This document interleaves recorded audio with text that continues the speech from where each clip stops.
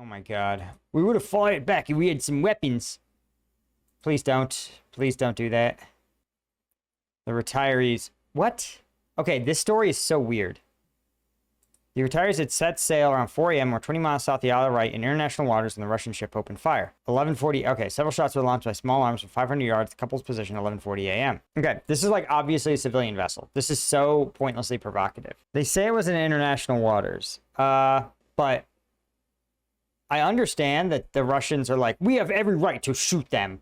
But it's like, listen, dude, this seems like it was transparently a civilian vessel. You're in the English fucking Channel. And, like, it's obviously a pleasure craft. I get it. The Russians have been blown up by drones. But, like, the drones don't look like that. I mean, I still think that's pretty fucked. And pretty escalatory. And raises questions like, what the fuck is a Russian warship doing in the English Channel? And again, I think it's really escalatory and also a sign that these guys are, like, that the Russians are jumpy. And the Russians probably were like, it's a fucking Ukrainian drone disguised as two fucking boomers. I thought it was a Ukrainian suicide. Yeah, exactly. Sorry, we were going to talk about this, and then Israeli Channel 12 released the text of the MOU, almost certainly fed to it by Mossad. And it is shocking. I have never... It is indistinguishable from a surrender document. Is it an escalation? Yeah, I think having a Russian warship escort sanctioned vessels past the English Channel is basically mocking them.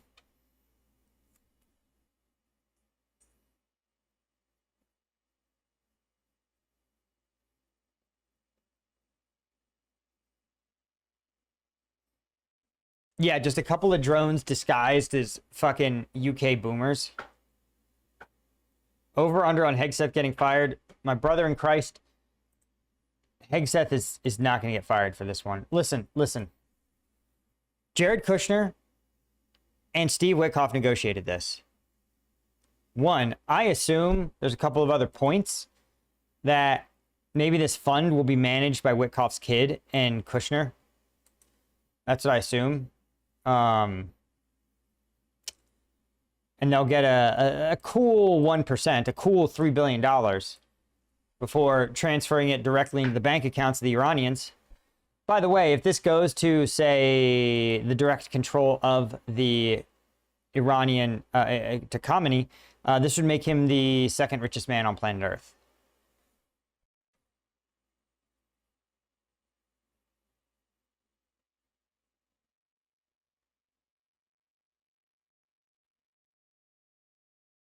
Yeah, I mean, I am just like, this represents, by the way, guys, 1/3 of the entire U.S. defense budget, $300 billion.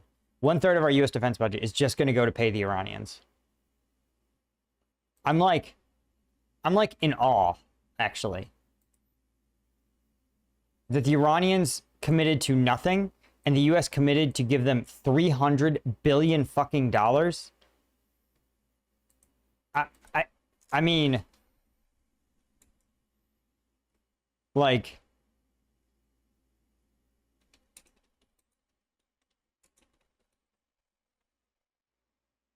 the entire budget for the United States Air Force is $200 billion. That's enough for them to buy the entire U.S. Air Force. Okay?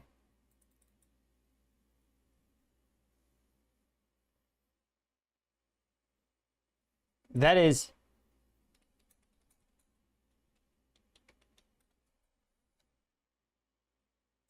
By the way, guys, that is 100 U.S. aids to Israel. 100 U.S. aids to Israel. That is a century of our aid to Israel transferred to the Iranians. Jesus Christ. I'm in awe. I'm literally in awe. Like, we spend $1 trillion a year on our military, and we've lost another war. And by the way, this isn't worth the paper it's printed on, because point number 1 is already invalid. Because, observe with me the news. Heavy shelling of targets in Lebanon 1 hour ago. There you go. Now, rockets were launched by Hezbollah at Israeli troops in southern Lebanon, intercepted by air defenses, and then the Israeli Air Force struck back. So, 0. Right, 4 drones, 7 hours ago, 4 drones targeted 3 vehicles and a gathering of residents. Interesting. The Iranian foreign minister says we consider Washington and Israel to be one party to the memorandum of understanding, while Iran and Hezbollah represent the other party. Any Israeli attack on Lebanon or occupation of Lebanese territory will be considered a violation of the agreement with Washington. Well, there you go, guys. That's the ball game. That's the ball game. It's just a performance. It was just a little market manipulation for you, right? You guys traded on it, yeah? Oh, but Brent crude's falling, guys. Peace in our time. Fucking retards. I mean, literally, if you can, you shouldn't trade. This is so, like,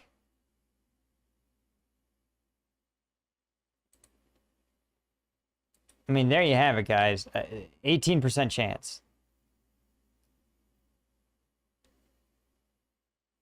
It's free money, bro. President Trump says it's a done deal. It's a done deal, except for the part that the Iranians like, you're already in violation of it. Any Israeli attack on Lebanon or occupation of Lebanese territory. Done. Ending the war in Lebanon is an integral part of ending the war. These are all quotes directly from the Lebanese minister. Sorry, let me show you guys.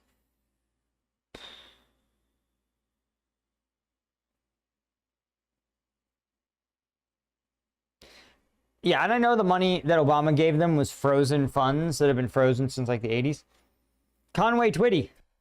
Nice.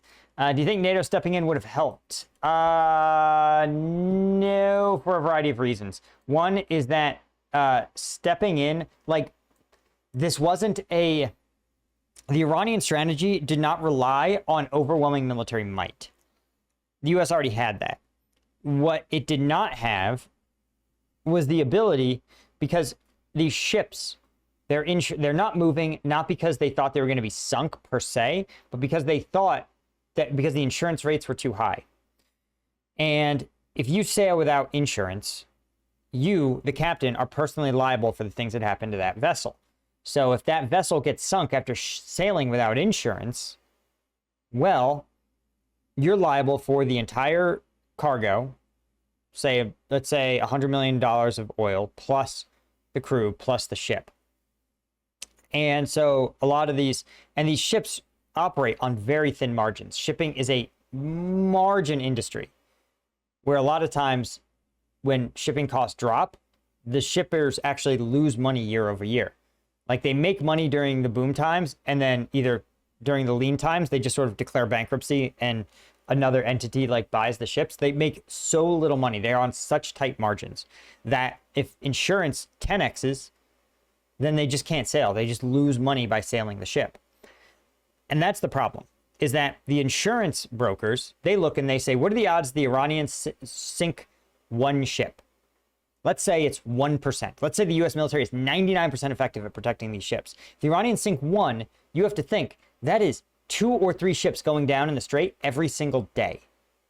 And the insurance companies are on the hook for let's say $300 million. I'm using 100 million as like it's something in that ballpark. $100 million for every ship that sinks. $3 million a day, those insurance companies are bleeding. What would you have to charge every other vessel in insurance fees to offset that cost? A lot of money. So much that it no longer becomes worth doing. Imagine, for example, a world in which driving becomes so dangerous that the cost of insurance is more than you make after taxes at your job when you include gas. That's basically what these ships are faced with. And the ships don't move. So it doesn't matter if you had 3 other German destroyers or a UK minesweeper or whatever in there. It doesn't matter, because you're never going to reduce. You're going to reduce that like 1% chance to like a 0.8% chance. So instead, insurance companies go, okay, well, instead of 3 ships going down a day, it's going to be like 1.5. Still too much.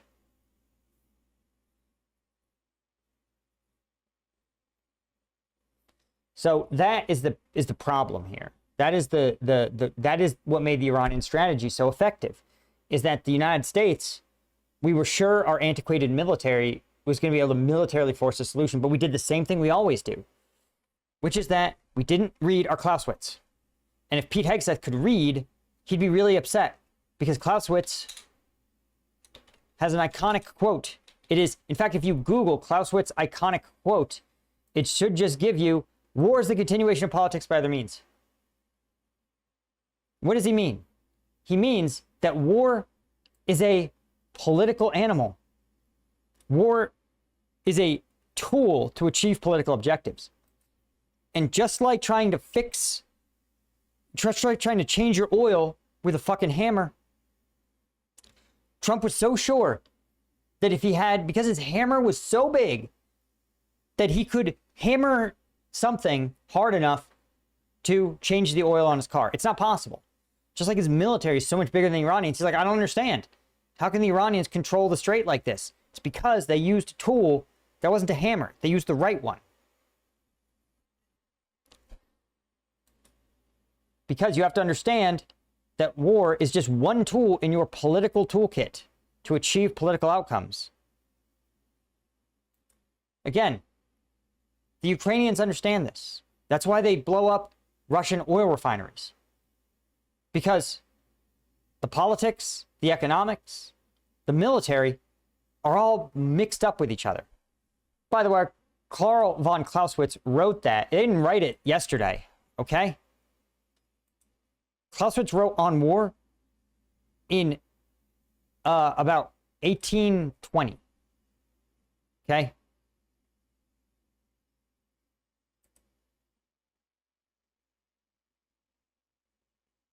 Like,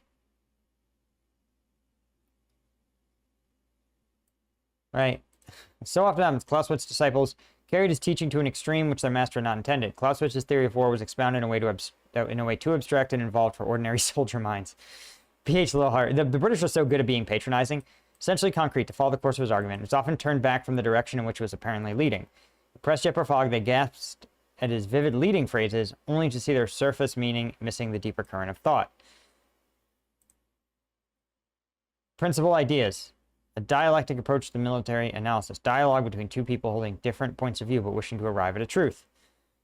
Critical analysis. The economic profit-seeking logic of commercial enterprise is equally applicable to the waging of war and negotiating for peace. Oh, you gotta read, man. You'd be shocked what they put in books, man. You'd be shocked what kind of shit's in a book. Okay, Ace Cams. Sorry, I see your super chat. Thank you. You're the next Secretary of Defense, Paul. Woo! How would you stop Iran from closing the strait next time just for shits and giggles? Not go to war with them. Not let there be a next time. Not let there be a next time. The more elaborate answer. Provide a very clear carrot and stick. Say, listen, you and whoever, the Israelis, the Saudis, whoever you're beefing with, you guys have your beef. The U.S. is not going to be involved. And you're not going to sanction you.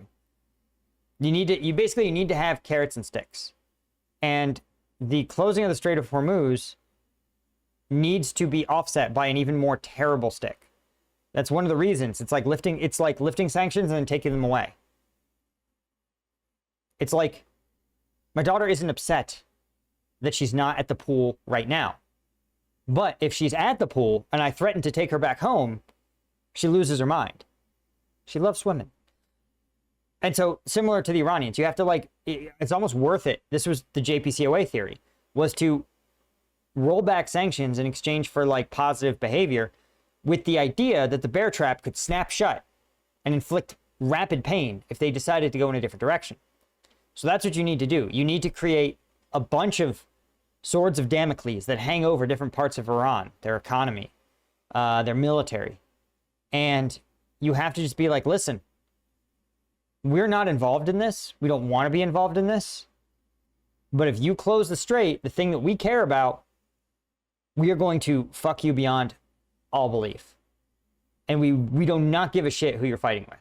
You don't close the strait. We protect our vessels and maritime shipping, right? That was the theory that most people actually thought the U.S. Navy was going to do. And again, that includes naval action, sure. It can be glassing Karg Island, for example. and say, listen, you're never going to ship anything out of here again for this decade. And but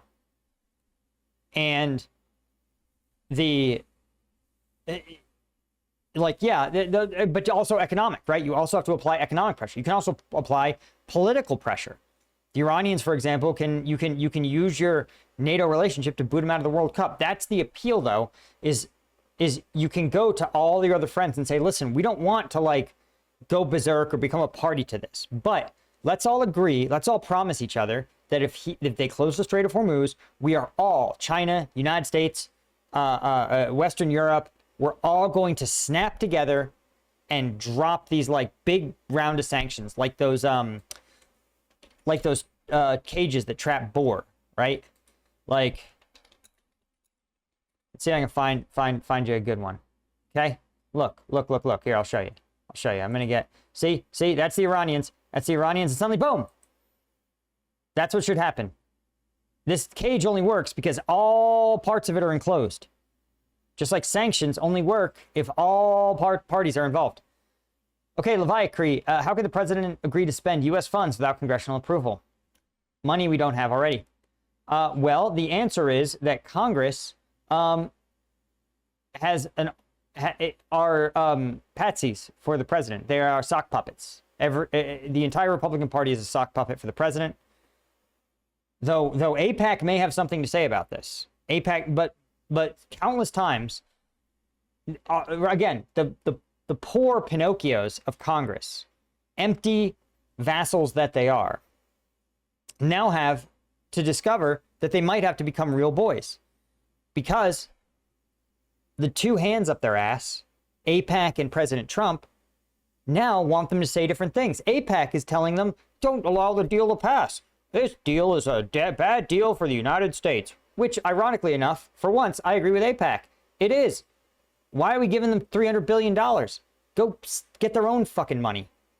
And then President Trump tells them to say, you're going to say the deal is great and that President Trump is so much better than President Obama. And that's what you're going to do, right? And they're going to have to discover that they're going to have to be real boys. They might actually have to find a voice, or probably they'll say nothing. They'll do the politician move and be like, well, let's just not say anything.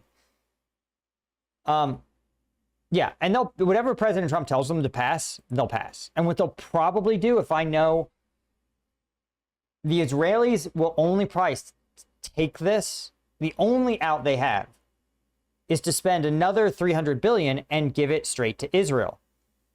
That way, the balance of money in the Middle East remains intact.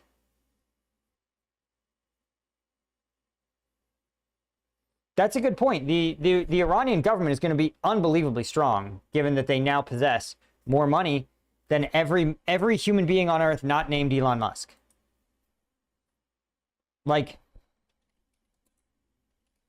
to understand how much this is, oh my God, the Iranian GDP is 300 billion, guys. That's everything their country produces in a fucking year, and we're going to pay them that? Their entire GDP, 100% of their GDP is going to get pumped into them by the American fucking taxpayer? Holy shit. This is crazy shit. I'm rooting for Israel to invade Lebanon now. I never thought I'd live in a world where I'm like, God, I hope Netanyahu I hope they just blow up some fucking orphanages in Lebanon, right? Really make it so that the Iranians can't get their fucking 300 billion. Holy shit. Oh my God. Do you know how bad it is that I'm literally agreeing with AIPAC? Do you know how bad it is that me and AIPAC are on the same side of this one? That's how fucked this is.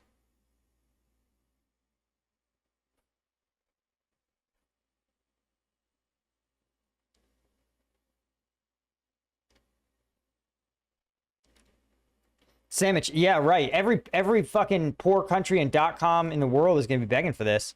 If I was China, dude, I would roll into Taiwan tomorrow. Even if you can't win, maybe you can negotiate a peace deal.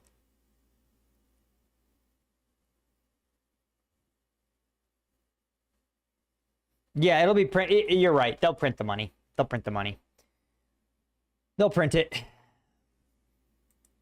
They'll monetize it. They have no choice. They're never going to raise taxes. Poor people cannot pay additional taxes. Like, there's no, the poor consumer doesn't have it. The wealthiest, maybe 10% of consumers, lawyers, doctors, yeah, I guess you probably can't squeeze 300 billion out of them.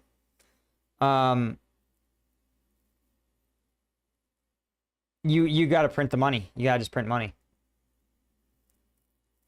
Monetize the debt and just keep printing money to keep paying the debt and watch the inflation rate go higher and higher. Inflation, because remember, there's a fundamental truth of inflation. Inflation kills the poor. Like, inflation just is like the scissors on the crab. It just why? Because poor people work for a wage, they get that cash in hand and they immediately spend it. Right? That's what being poor is. You don't save anything. Rich people buy assets, right? Inflation is you know, it's great for my wife's college. She's a physician. The smart physicians take their paycheck and buy stocks, right? They buy portions of American companies, international companies, they buy real estate, they buy things. And in an inflationary environment, whether the money supply is $1 or a gajillion dollars, it doesn't matter. Ace Cams, thanks for the 5. I swear, watch Republicans start pissing and moaning as soon as the Democrat gets back into power. It's all fucked. Yeah, there's no... The Republican Party... God, I mean, the only thing that could save the Republican Party at this point is Donald Trump dying of a stroke.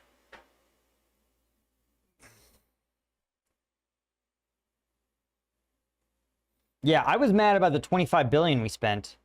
Regular guy UK, fuck yeah. How badly must Russia need their tankers to escalate so visibly? We absolutely... I'm going to say pansied about it over here. Want a much stronger response than the waffle I expect we get from our leaders. Yeah. Yeah, Russia needs those tankers. There's 700 of them. And like, if there's one thing that we've established from this, it's that your country's security, international law is a parity, right? Like, look, whether Iran opens or closes the strait, it doesn't matter. Who's gonna sanction Iran for opening and closing the strait? Fucking nobody. Nobody cares, right? The Houthis can bomb a tanker. Anybody who wants to can bomb a tanker now.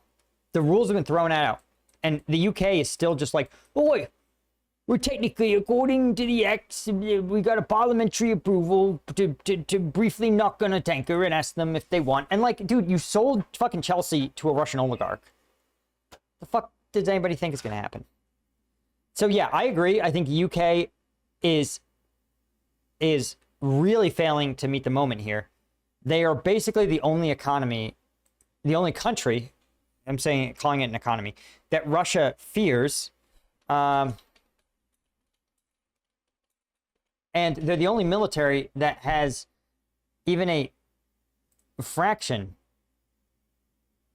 of the capabilities. You can see that the UK has an economy nearly twice the size of Russia's, and a GDP per capita almost 50% higher. The UK is the country that Russia should be afraid of. It absolutely can go on a campaign to seize these Shadow Fleet vessels. It absolutely can. And I have no idea why they aren't, because, again, the United States isn't going to chastise them for it. What's the U.S. going to do? Fucking pull out of NATO? They already did that. They already said they're not going to help. So you can do whatever you want. You left the EU. You're not constrained by fucking Eurocrat nonsense. You can just take the oil, dude. You can be a pirate again. You get to do piracy. And you're sitting there being like, oh, well, you know, they tried to kill my family. Literally, Keir Starmer, the Russians tried to kill his family. Like, have a fucking spine, dude. Like, I'm sorry. Putin loses fucking shit when somebody tries to hurt his family. And Keir Starmer's like, oh, well, yo, they tried to burn down my car. I don't know how he sounds. I don't care.